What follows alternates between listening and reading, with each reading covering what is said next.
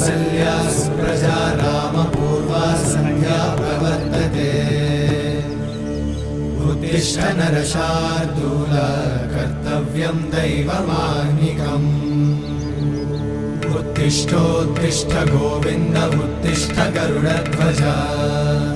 उत्तिष्ठ कमलाकान्त त्रैलोक्यं मङ्गलं कुरु।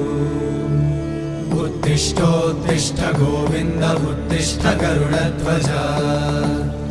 उत्तिष्ठ कमलाकान्त त्रैलोक्यं मङ्गलं कुरु।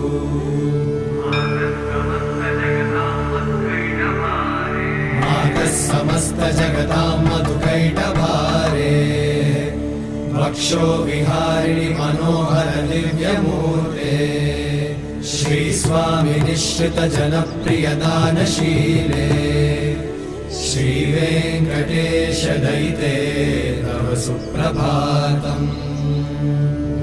तव सुप्रभातमरविन्दलोचने। भवतु प्रसन्नमुखचन्द्रमण्डले। विधिशङ्करेन्द्रवनिताभिरर्चिते। वृषशैलनाथ दयिते दयानिधे।